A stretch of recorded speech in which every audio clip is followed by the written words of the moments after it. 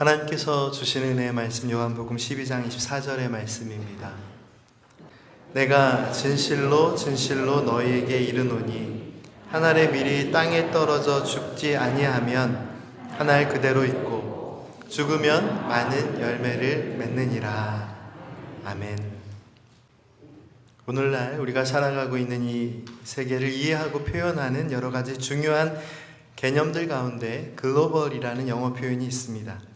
글로벌이라는 용어의 가장 기본적인 의미는 전 세계적인 그리고 지구 전체를 아우르는 이라는 뜻을 내포하고 있습니다. 글로벌이라는 표현처럼 세계의 많은 나라와 민족들이 경제적, 문화적, 정치적, 환경적인 관계들 속에서 서로 긴밀하고 또 가깝게 연결되어 있습니다. 이런 관계를 잘 설명해 주는 표현 중에 지구촌이라는 말이 있는데요. 이 넓은 지구의 다양한 나라와 민족들이 마치 한 마을처럼 연결되어 있다는 의미를 가지고 있는 말입니다. 잘 아시고 계시겠지만 지구촌, 영어 표현으로는 글로벌 빌리지라는 이 말을 처음 사용한 사람은 마샬 맥루한이라는 캐나다 미디어 학자입니다. 마샬 맥루한이 지구촌이라는 용어를 처음 사용하기 시작한 때가 무려 지금으로부터 60년 전인 1960년대입니다. 그가 지구촌이라는 개념을 사용하게 된 이유는 전 세계가 미디어를 통해 하나의 마을처럼 연결되어 있는 현상을 설명하기 위함이었습니다.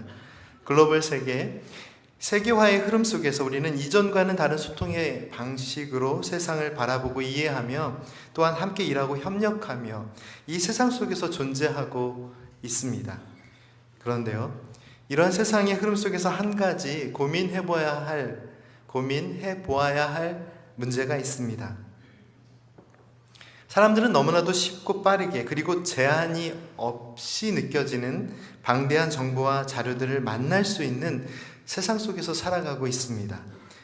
그러나 다른 한편으로는 역설적이게도 많은 사람들이 서로 연결되어 있는 이 세대 속에서 사람들은 자신의 생각이나 편협한 관점, 가치관,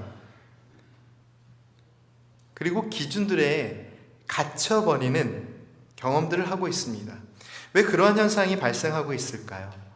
사람들은 손끝 하나로 방대한 자료에 쉽게 접근할 수 있는 세상 속에 살아가고 있지만 거대하고 방대한 정보를 대하는 인간에게는 아주 중요한 특징들이 있는데요. 바로 생각의 자유와 선택의 자유입니다. 인간은 끊임없이 생각하고 선택합니다. 그런데 인간의 생각과 선택에는 또한 자기 확증, 자기 확신이라는 특징이 함께합니다. 인간은 자기 확증, 즉 자신의 생각이나 믿음에 맞는 또는 필요한 정보에 집중하는 성향이 있습니다. 그리고 마음에 와닿지 않거나 필요가 없다고 생각하는 모든 정보들에 대하여 쉽게 외면하는 경향을 가지고 있습니다. 인간에게 자기 확신, 그리고 자기 확증이라는 말은 참 중요한 의미를 가지고 있기는 하지만 신앙의 관점에서 자기 생각과 선택을 기초로 하는 자기 확신은 진리에 대한 열린 마음이 아니라 진리를 부정하고 부인하는 닫혀진 마음, 닫힌 마음, 그리고 단절된 생각으로 이어질 수 있습니다. 우리가 기독교 신앙의 진리를 마주할 때 기억해야 할 중요한 신앙의 태도는 하나님의 사랑과 진리에 대한 열린 마음입니다. 하지만 오늘날 우리가 살아가는 현실의 삶을 생각해 볼 때 이 세상은 진리에 대한 열린 마음이 아니라 다양한 가치와 생각들에 대한 열린 마음을 강조하고 있습니다. 개인의 자유와 생각의 다양성 그리고 가치와 표현들에 대한 존중이 중요하게 여겨지고 있으며 다른 사람들의 사회적, 문화적 관습 등에 대한 열린 마음으로 함께 살아야 함을 강조하고 있습니다. 하지만 안타깝게도 많은 사람들이 기독교 신앙의 진리에 대해서는 닫혀진 마음으로 반응할 때가 많이 있습니다. 진리이신 예수 그리스도를 믿는 믿음의 가치가 부정당하는 안타까운 이 현실 속에서 그리스도인들은 어떠한 믿음의 삶을 살아야 할까요? 참으로 어려운 숙제처럼 느껴지는 이 믿음의 삶의 현실 속에서 우리가 기억하고 마음 깊이 새겨야 할 주님의 은혜의 말씀이 여기 있습니다. 본문 말씀 요한복음 12장 24절 말씀을 다시 한번 다 함께 읽겠습니다. 내가 진실로 진실로 너희에게 이르노니 한 알 그대로 있고 죽으면 아멘. 본문 말씀을 깊이 이해하기 위하여 예수님께서 이 말씀을 하신 상황과 배경을 먼저 이해해 보겠습니다. 본문 말씀이 쓰여져 있는 이 단락의 바로 앞의 내용이 무엇인지 아십니까? 예수님께서 어린 나귀를 타시고 예루살렘에 입성하시는 말씀의 내용입니다. 오늘 본문 말씀의 내용은 우리 주님께서 우리를 용서하시고 하나님의 사랑으로 우리를 다시 살리시고 구원하시기 위해 십자가의 길로 나아가시면서 주신 말씀입니다. 내가 진실로 진실로 너희에게 이르노니 한 알의 밀이 땅에 떨어져 죽지 아니하면 한 알 그대로 있고 죽으면 많은 열매를 맺느니라. 예수님의 십자가의 죽으심을 통해 생명을 살리는 놀라운 생명의 은혜를 상징하고 있는 이 말씀을 깊이 생각해 보십시오. 이 말씀의 은혜가 우리에게 무엇을 전해주고 있습니까?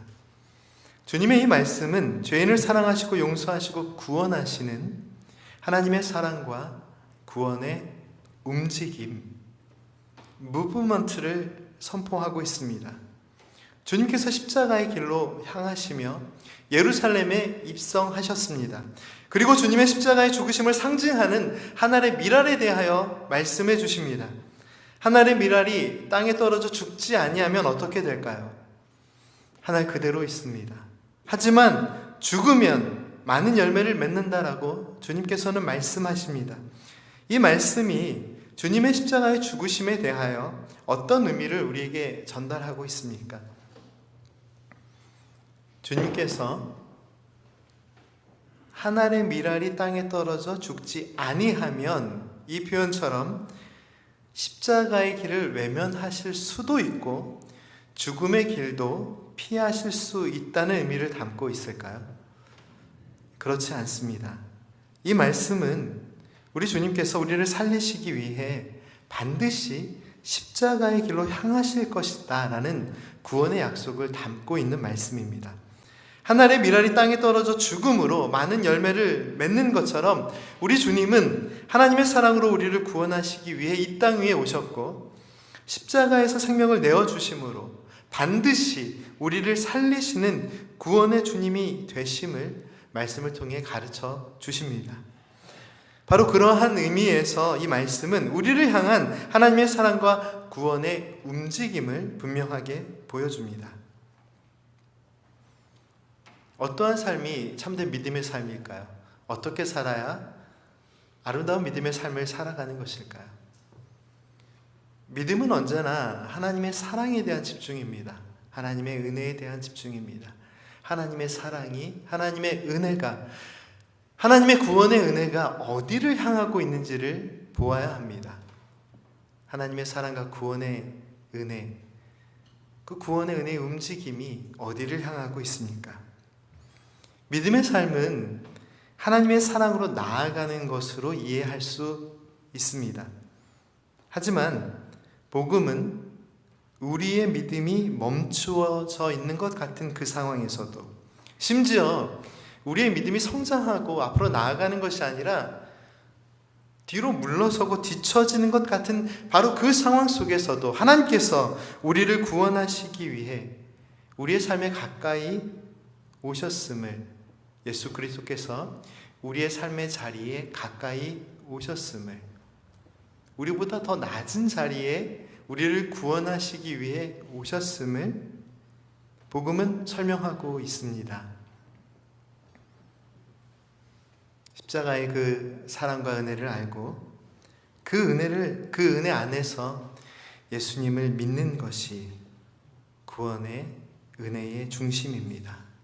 그리고 복음은 언제나 우리가 예수 그리스도를 바라볼 때, 예수님의 십자가의 은혜를 깊이 생각할 때 우리에게 참된 구원의 은혜가 임함을 복음은 설명하고 있습니다. 사랑하는 성도 여러분, 우리를 향한 하나님의 사랑은 머뭇거리거나 주저함이 없으십니다. 우리 주님은 우리를 구원하시기 위해 우리의 삶의 가장 낮은 자리로 찾아오셨습니다. 우리를 향한 하나님의 사랑과 구원의 움직임, 그 무브먼트의 방향을 생각해 보십시오. 주님은 십자가의 은혜로 우리를 구원하셨습니다. 하나님의 사랑과 구원의 움직임, 구원의 무브먼트는 단 한 번도 다른 방향으로 전환되거나 틀어짐이 없이 언제나 우리를 용서하시고 사랑하시고 구원하시며 언제나 저와 여러분을 향하고 있다는 사실을 잊지 마십시오. 한 알의 밀이 땅에 떨어져 죽지 아니하면 한 알 그대로 있고 죽으면 많은 열매를 맺느니라. 이 말씀을 이해할 때 많은 분들이 예수님께서 생명을 내어주시고 희생하신 것처럼 우리도 믿음의 삶을 살아가면서 나 자신을 죽여 희생하고 헌신된 믿음을 살아야 하는 것에 초점을 맞춰 말씀을 이해하는 경향이 있습니다. 그런데 이 말씀은 우리를 살리시기 위해 낮아지시고 죄인을 용서하시고 구원하시기 위해 하늘 보좌를 내려놓으시고 우리의 삶의 자리에 찾아오셔서 썩어지고 죽어가신 예수님의 십자가의 사랑에 초점이 있는 말씀입니다. 우리 그리스도인의 희생과 우리들의 믿음의 헌신으로 더 많은 열매를 맺을 수 있음을 강조하기 위한 말씀이라기보다는 우리를 살리시는 하나님의 사랑과 예수님의 구원의 그 은혜, 하나님의 사랑, 하나님의 사랑의 방향, 그 초점이 무엇인지를 가르쳐 주시는 말씀입니다. 오직 예수님의 십자가의 그 사랑 안에서 우리가 생명의 은혜를 누릴 수 있음을 가르쳐 주시는 말씀입니다. 왜 그렇게 이 말씀을 이해해야 하는지를 말씀의 내용을 통해서 더욱 깊이 살펴보겠습니다.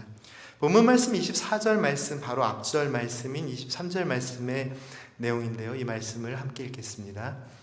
예수께서 대답하여 이르시되 인자가 영광을 얻을 때가 왔도다. 아멘. 주님께서 걸어가시는 길은 십자가의 고난과 죽음의 길이지만 우리 주님은 인자가 영광을 얻을 때가 왔다라고 말씀하십니다. 십자가는 단순히 고통과 아픔, 실패와 절망의 자리가 아닙니다. 하나님의 구원이 선포되는 우리 주님의 영광이 온천하에 드러나는 죄와 사망의 권세가 굴복하는 은혜의 자리임을 말씀은 기록하고 있습니다. 우리가 예수님의 사랑을 따라 희생하고 헌신하는 믿음의 삶을 살아야 합니다. 그러나 구원의 은혜는 우리의 믿음의 헌신에 있지 않습니다.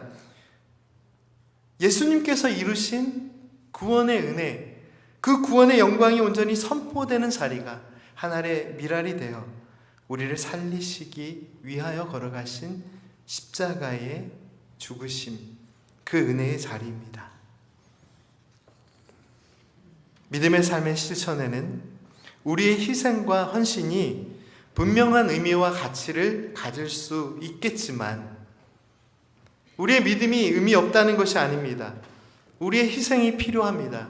예수님을 닮은 사랑의 헌신이 분명히 필요합니다. 그러나 성경 말씀이 선포하는 구원의 은혜를 살펴보십시오. 예수님의 십자가의 사랑 외에 다른 의미와 가치들 그리고 다른 길은 존재할 수 없음이 성경 말씀에 기록되어 있습니다. 우리 구주 예수 그리스도를 떠난 구원의 은혜는 있을 수 없으며 주님의 십자가의 사랑과 상관이 없는 구원의 은혜와 믿음의 가치는 존재할 수 없다는 뜻입니다. 지난 2달여간 우리 교회에서 진행된 양육 프로그램의 기본반인 은혜로 새롭게 하소서, 줄여서 제가 은세하라고 표현했는데요. 은세하 신앙고백반을 통해서도 제가 여러 차례 강조해드린 내용입니다. 성경 말씀이 선포하고 있는 복음의 내용은 아주 분명하게 하나님께서 우리 구주 예수 그리스도의 십자가의 사랑과 부활의 능력으로 죄인을 용서하시고 사랑하시고 구원하셨음을 가르쳐 주십니다. 복음이 선포하는 하나님의 구원의 은혜는 예수님의 십자가를 통한 하나님의 사랑과 구원의 무브먼트, 우리를 향한 하나님의 사랑과 구원의 움직임에 대하여 설명하고 있습니다. 그리고 하나님의 사랑과 구원의 움직임에 대하여 설명하고 있는 복음은 우리 구주 예수 그리스도, 참 하나님이시며 참 사람이 되신 예수님 외에 다른 구원의 길이 없음을 명확하게 선포합니다. 부활하신 주님을 만나 복음의 은혜로 살아간 사도 바울은 갈라디아서 1장 말씀을 통해 그리스도 예수께서 우리를 살리신 구원의 이야기 외에 다른 복음은 없다라고 아주 강한 목소리로 강조합니다. 왜 그리스도의 십자가 외에 다른 복음은 없을까요? 성경 말씀은 천지를 창조하시고 인간을 만드시고 생명을 주신 하나님께서 죄인된 인간을 구원하시기 위해 독생자 예수 그리스도를 이 땅 위에 보내주셨음을 선포합니다. 하나님이 세상을 이처럼 사랑하사 독생자를 주셨으니 이는 그를 믿는 자마다 멸망하지 않고 영생을 얻게 하려 하심이라. 아멘. 죄는 하나님의 사랑으로부터 영원한 단절을 의미하지만 하나님이신 예수 그리스도께서 우리를 구원하시기 위해 우리의 삶의 자리에 오셔서 십자가를 지심으로, 그 그리스도의 십자가는 하나님의 사랑으로 우리를 연결하시는 하나님의 구원의 능력임을 분명하게 보여줍니다. 우리 주님은 죄와 사망의 권세를 이기시고 다시 사심으로 잠자는 자들의 첫 열매가 되셨습니다. 다시 질문을 드리겠습니다. 왜 그리스도의 십자가만이 우리를 살리시는 구원의 능력이 되실까요? 하나님께서 지으신 세상 속에서 하나님께서 주신 생명의 호흡으로 살아가는 인간은 참으로 아름다운 사랑과 은혜의 이야기를 나누며 살아갈 수 있는 존재입니다.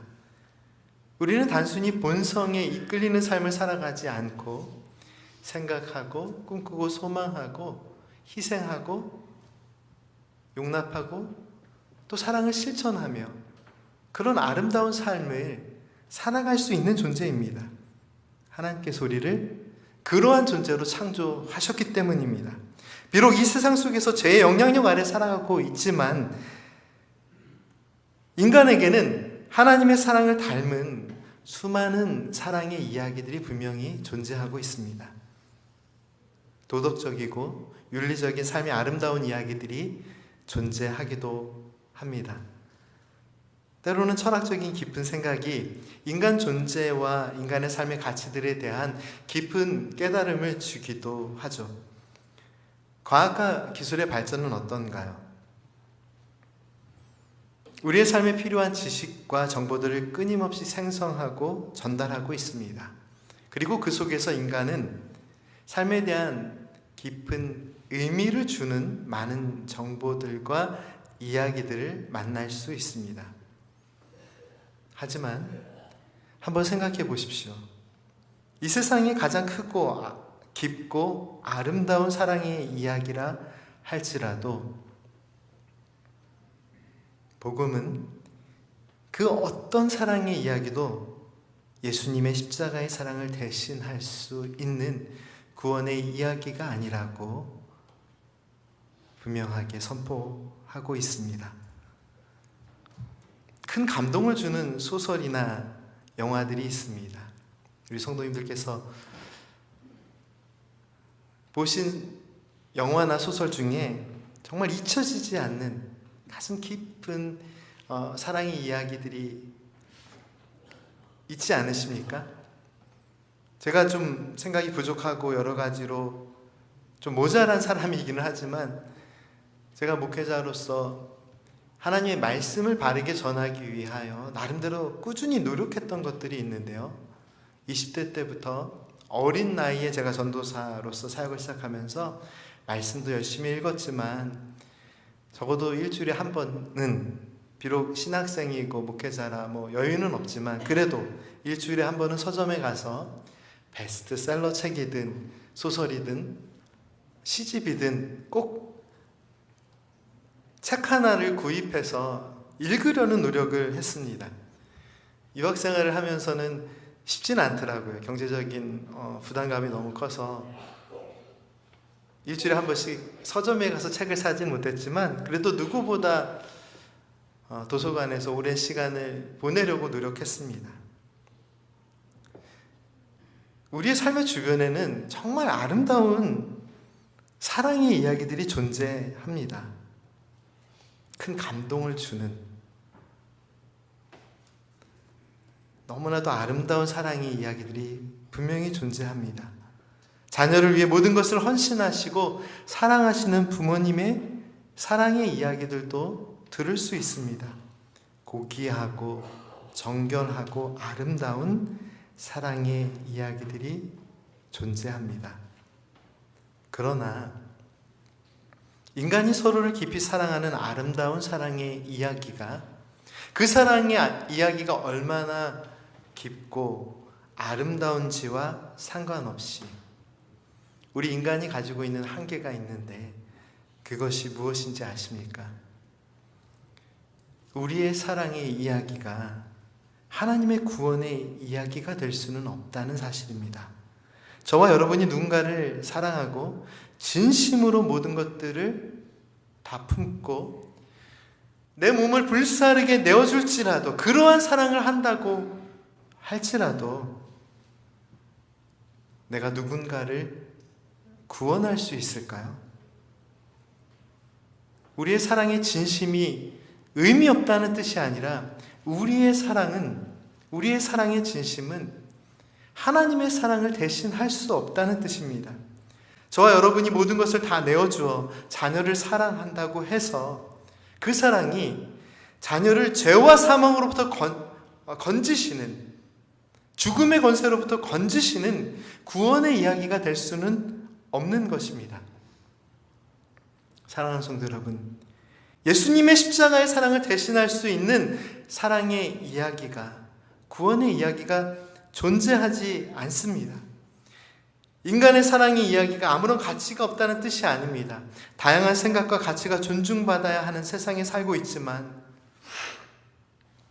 말씀은 우리가 생명의 구주이신 예수님을 바라보고 그 사랑 안에서 참된 생명의 삶을 살아가야만 함을, 그러한 믿음의 삶을 살아가야만 함을 가르쳐 주십니다.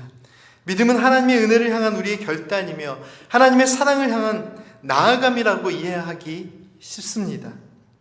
하지만 말씀을 깊이 이해해보면 믿음은 우리를 향한 하나님의 사랑과 은혜와 구원의 움직임에 대한 반응입니다.